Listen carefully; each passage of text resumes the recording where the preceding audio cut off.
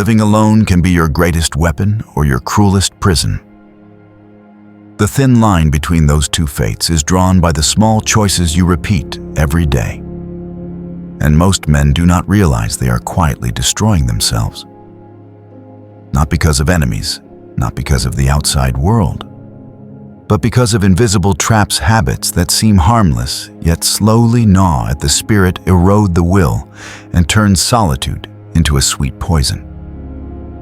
These mistakes do not scream. They only whisper. And if you listen long enough, they will reshape your life into a smaller, weaker version, far from the man you were meant to become. But there is a way out. If you are brave enough to look directly, Stoicism will give you a clear eye, a steady hand, and a steadfast soul. Today we will expose 12 deadly mistakes that solitary men must avoid at all costs if they want to turn solitude into strength, into clarity, and into an unbreakable will. Stay until the end, because the final mistake is the one that kills the most men, and they never realize it in time. 1. Enslaved by emotion and attention. There is a kind of chain that is sweet yet cruel.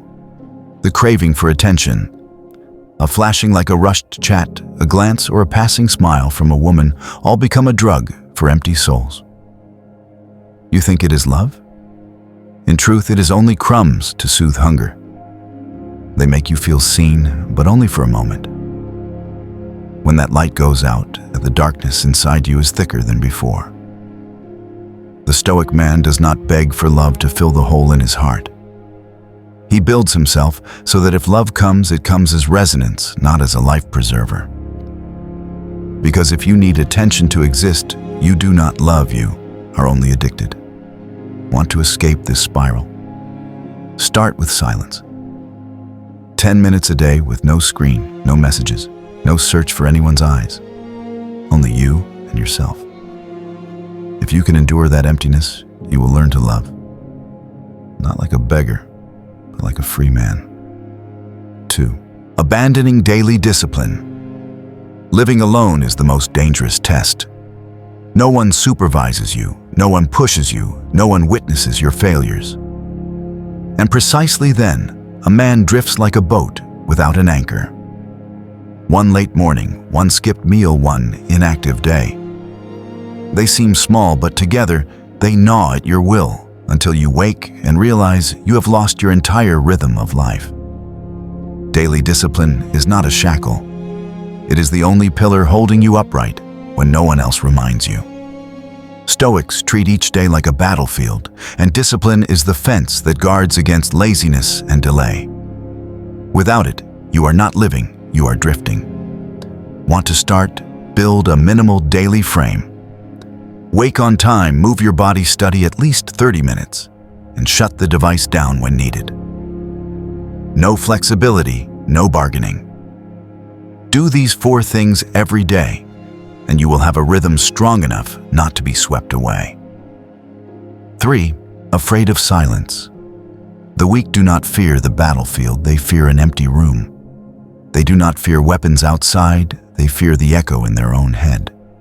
Because in silence, there is nothing left to hide behind, no noise to cover the question, how are you living? So they run. They run into loud music, endless movies, meaningless conversations. They choose anything as long as they do not have to hear their inner voice. But the truth is, a man who does not dare sit with silence will never know who he is.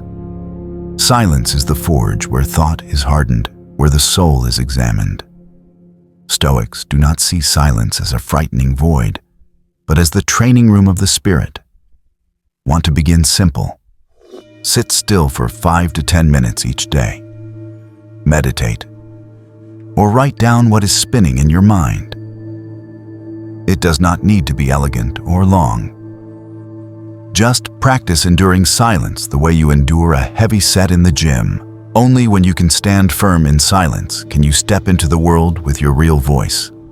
4. Self-isolating from community. Many men mistake cutting themselves off from society for freedom. No judgment, no comparison. No one to make them feel inferior. In reality, that is not freedom. That is a prison. When you lock yourself away from community, you are no longer scrutinized, but you also lose the chance to sharpen yourself. You live in darkness, where every weakness is pampered and every laziness is rationalized. Community, harsh as it can be, is the mirror of truth. It forces you to see how small you still are. It makes you uncomfortable. But that discomfort is what pulls you upward. Stoics do not seek crowds for comfort. They seek those stronger than themselves in order to be tempered. Do not avoid scrutiny. Step out and find a community where you are challenged, where you see how far you still have to go. Solitude can be discipline, but self-isolation for the sake of avoidance is only a slow death. 5. Neglecting the body. Many men value everything else. Work, money, relationships, yet neglect what is closest to them, their own body. They think intellect matters more than health, so they let the body decay. They tell themselves that a clear mind is enough while the body collapses by the day. That is foolishness. Body and mind cannot be separated. A strong spirit cannot live in a withered frame. A man who neglects his body is like a general trying to command with a shattered army. Your ideals may be great, but your body is not strong enough to carry them through a long day. Physical weakness bleeds into the spirit, shaking resolve and cracking determination. You cannot be rock steady when your knees tremble under your own weight. Stoics do not see the body as a tool for display. They see it as discipline carved into flesh and bone. Marcus Aurelius wrote, "Remember, the body is not for pampering. It is for serving the mind. Training the body is not for beauty alone, but so it can carry the weight of life." Want to start? Treat caring for the body as a ritual of discipline. Sleep enough to clear the mind. Eat basically clean, so your blood runs clean. Move daily as a drill for the will. Not for others to see, but so you know you kept your honor with yourself. When you belittle the body, you belittle the spirit. When you master the body, you step into life not only with muscle, but with an unbreakable bearing. 6. Prioritizing convenience over growth. Though the modern world sells you a sweet promise, everything can be easier. Food at your door, endless entertainment at a button, relationships with no commitment. No waiting, no effort. But that ease erodes you day by day. When you choose convenience over growth, you trade a piece of your future for a few seconds of comfort. Weak men fall not because they lack intelligence, but because they choose the wrong kind of pain. They avoid the small pain of a hard workout, of learning an extra skill, of starting the necessary conversation. Then they shoulder the greater pain afterward, a declining body, missed opportunities, rotting relationships. Immediate convenience always hardens into future chains. Stoics understand a simple truth. Pain is inevitable, but not all pain is the same. Seneca once said, "Pain in discipline is short. Pain in regret is long." So they choose the hard things, not because they love suffering, but because they know only difficulty forges strength. Want out of the convenience spiral. Start by choosing pain in the right place. Each day force yourself into one small, hard thing, a heavier set of frank conversation, 1 hour of uninterrupted work. These difficulties are like vaccines. They sting for a moment, but they protect you from the disease of stagnation. You can keep choosing convenience and live inside the illusion of ease.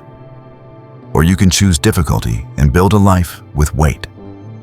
The question is this: do you want the fleeting pain of today's discipline or the lingering pain of tomorrow's regret? There are 7. Pride blocking learning. One of the deadliest traps for solitary men is pride. With no one to scold you, correct you, or challenge you, you start to believe you know enough.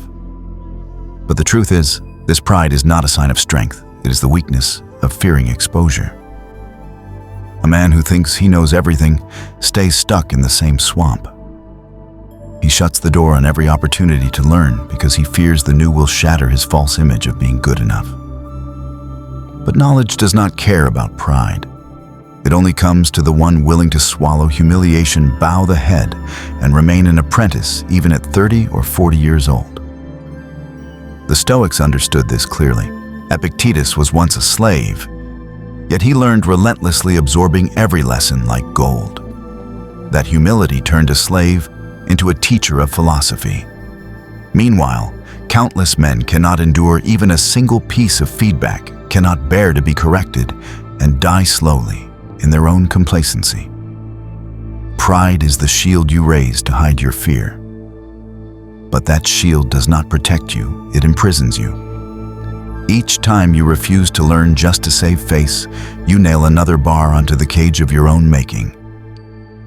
Want to escape live in the mindset of an apprentice. When someone gives feedback, don't get defensive, just listen. When you see you are wrong, don't waste time arguing, fix it immediately. The speed of learning does not come from intelligence, but from the courage to set aside ego and pick up truth. A man can lose money, can lose status, but if he loses the ability to learn, he has lost everything. Do not let pride turn you into a blind man wandering through life. 8. Losing control of emotions. There is an old story of a young man, ambitious but hot-tempered. In a meeting, a single mocking remark made him slam the table, shout, and storm out. He thought he was being honest, that showing emotion was a sign of strength. But the next day, the project was taken from him. People no longer saw a teammate, but an unreliable, impulsive man. Men who lose control of emotions often soothe themselves by saying they are being authentic. But the harsh truth is this authenticity does not mean spilling every feeling outward. A man who cannot restrain his anger or fear is not free. He is a slave to his own emotions. Marcus Aurelius once reminded anger harms us more than the thing that makes us angry. And it is true, one decision made in rage can destroy what you built over years. One careless word can kill trust. One impulsive act can drag you from progress down into regret. Emotions are not the enemy, but they are wild horses. If you do not hold the reins, they will drag you into the abyss. Stoics did not kill emotions. They tamed them, turned them into strength. Want to begin? Practice the pause, 3 breaths. When anger rises, when anxiety floods in, when desire pushes you toward foolishness, inhale, exhale 3 times. In those breaths, you step away from the wave, creating space to observe. Then name the emotion. This is anger. This is fear. This is craving. By naming it, you turn the vague into an object. And once named, you can choose how to respond instead of being dragged along. The story of that young man did not end in failure. He learned the bitter lesson, and from then on, he practiced breathing and naming his emotions. Many times he nearly exploded, but stopped just in time. That tiny discipline, 3 breaths, saved his entire career. We cannot avoid emotions, but we can avoid being ruled by them. And in the very moment you stand still in anger, breathe 3 times instead of exploding, you prove this. You are no longer a slave, but the master of yourself. 9. Waiting for motivation instead of building momentum. Motivation is fireworks. It bursts loud, bright, blinding you for a moment.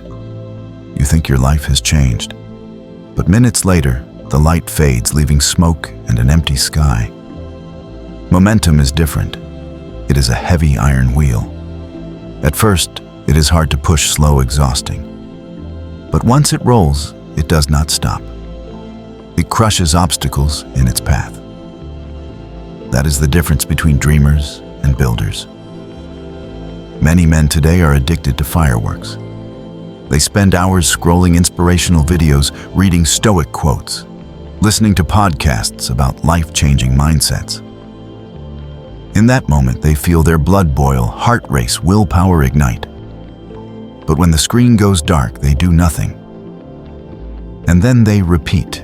The next day, they seek another dose of motivation, promising tomorrow will be different.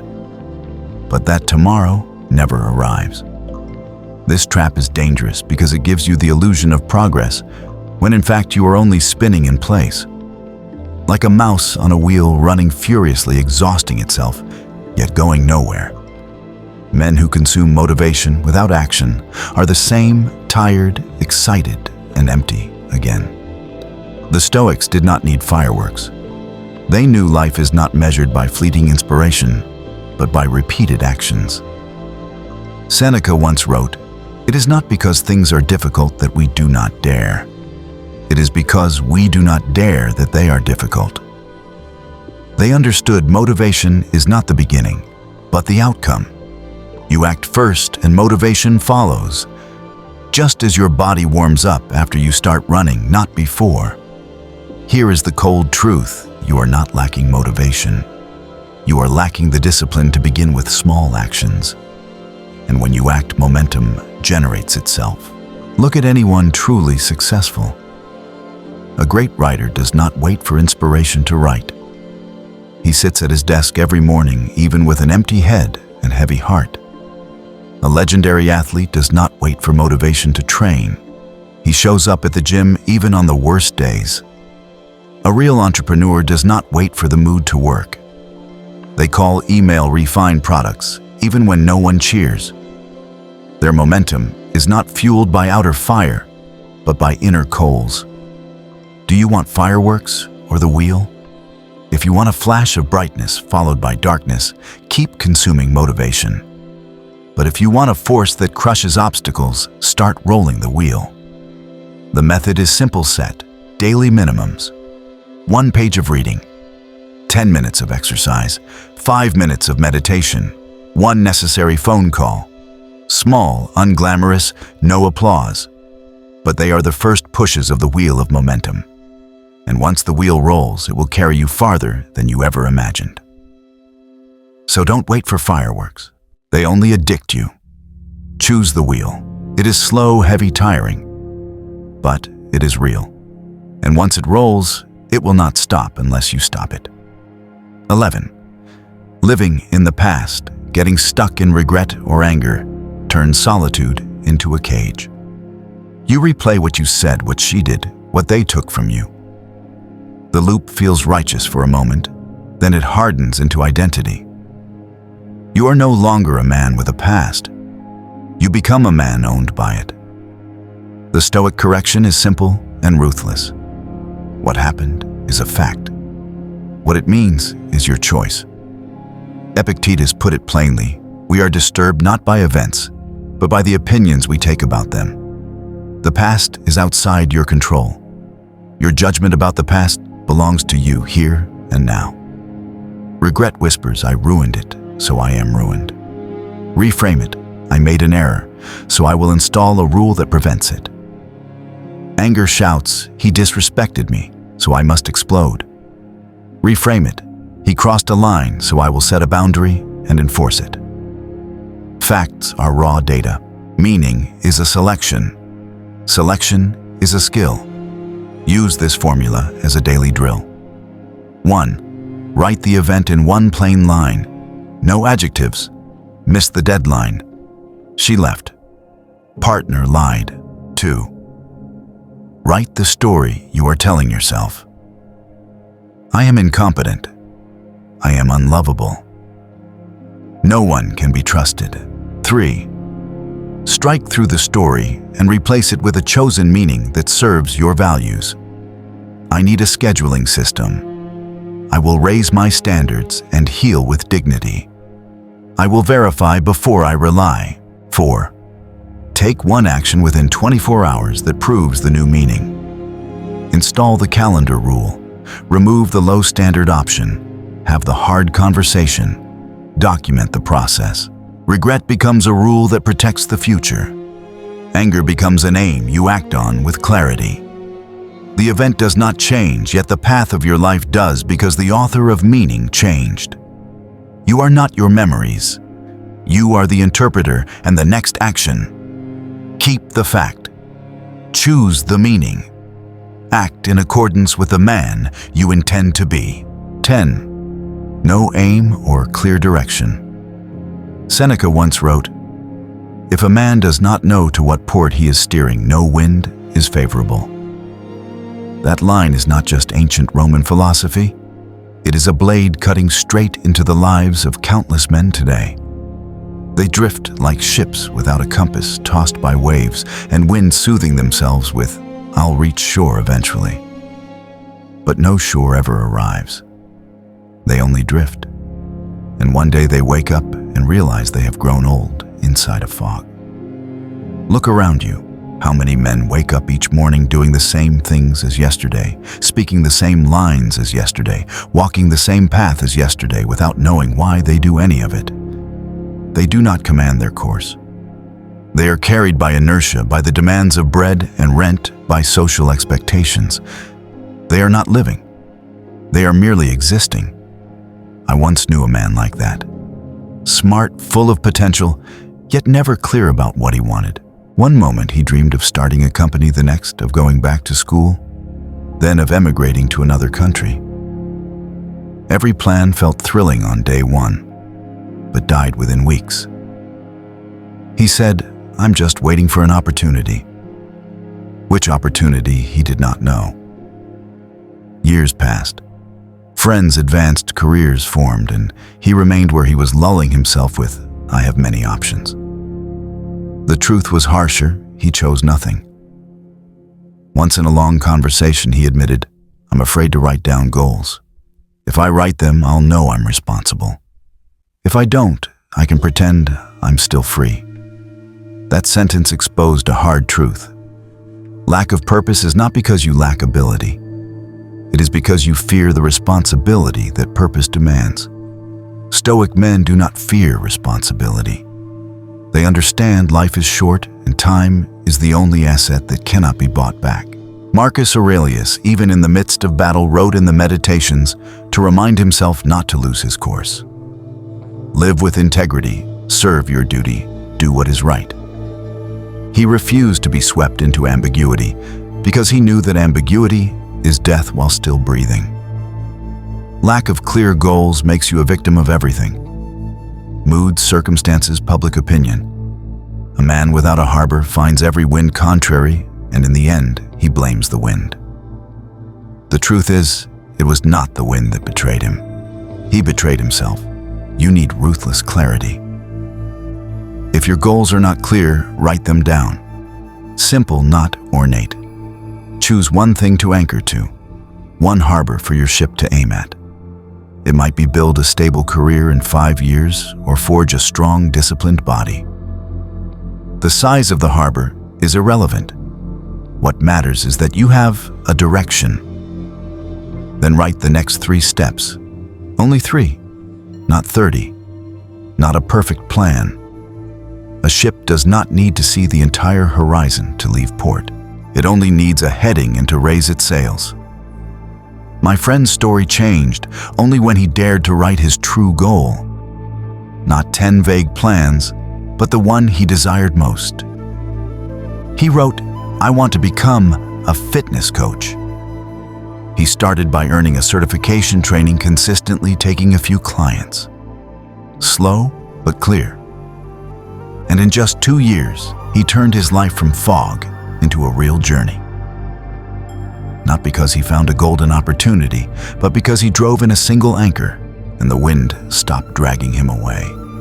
Solitary men drift easily. No one reminds them, no one forces them, no one draws the map. Yet in solitude, you have the chance to train the most important thing, clarity.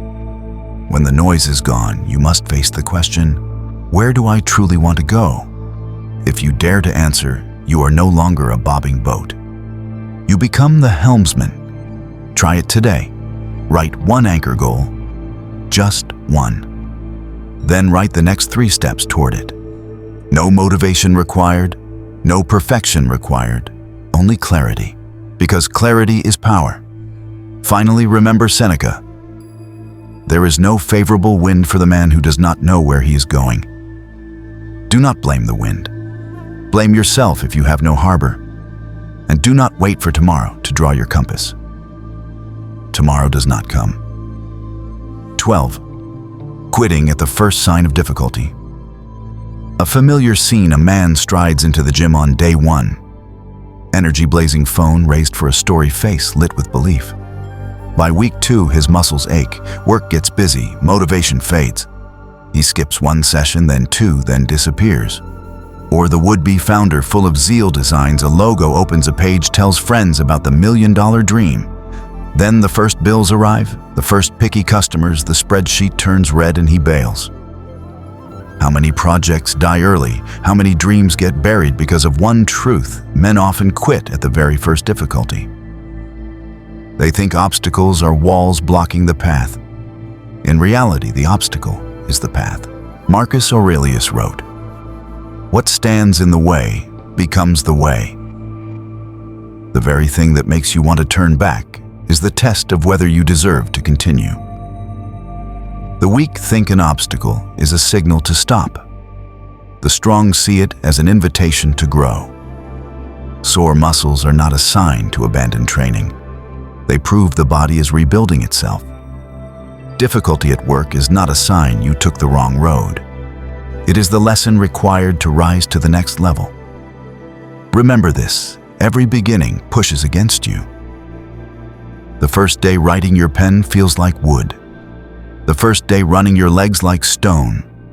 The first day learning a new skill, your mind tangles like yarn. That is why 99% quit at the threshold. They did not fail. They stopped before change could happen. There is the story of Edison and the light bulb. He tried more than 1,000 times. When asked whether he felt he failed, he said, "I did not fail. I just found 1,000 ways that do not work." Had he stopped at 10, humanity would have sat in darkness many more years. The light bulb was not born from a flash of genius, but from perseverance across thousands of small obstacles. A friend of mine once tried to learn guitar. Week 1, he was excited. Week 2, his fingers bled and the sound was harsh. He quit, telling himself, maybe it just isn't for me. Years later, he saw another friend, no more gifted or intelligent, who had stayed with it. That friend could play beautiful songs and stand on a stage. He understood then it was not mismatch. He had simply quit at the first pain. Solitary men are especially prone to this trap because no one is there to tell them to keep going.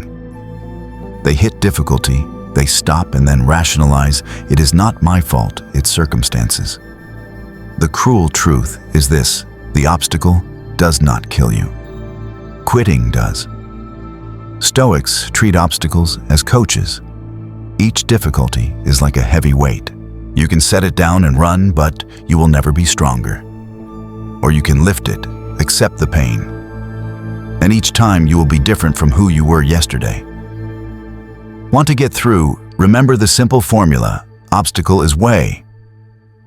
Next time you face trouble, do not ask, "Why is this blocking me?" Ask, "What is this teaching me?" And when you feel like quitting, persist for one more threshold. Run 5 more minutes. Do one more set. Write one more paragraph. Make one more call. You will be surprised how often obstacles dissolve just beyond that first hard edge. Greatness does not come from a life without difficulty. It comes from meeting difficulty and not turning back. Everyone starts. Only a few continue when obstacles appear. They, not the ones blazing at the beginning, are the ones who leave a mark. Do not let your life become a graveyard of dead beginnings. Do not script a lifetime of almost. If you turn back whenever it is hard, you will live in a house built from abandoned bricks. If you push through the first threshold, you will see that the obstacle is not a wall, but a door. Dare to walk through it. Conclusion: Solitary men are not destroyed by the outside world, but by the 12 quiet mistakes they tolerate, from slavery to emotion, abandoning discipline, fearing silence, all the way to retreating at the very first difficulty. No one kills them. They kill themselves day by day. The Stoic man is not one who chases cheap motivation, leans on the gaze of others, or disguises stagnation with excuses. He lives with a center of gravity, with direction, and he chooses the right kind of pain to become strong. Stoicism does not make you cold. It makes you hot, but a disciplined flame. Not to burn everything down, but to light the way and warm yourself.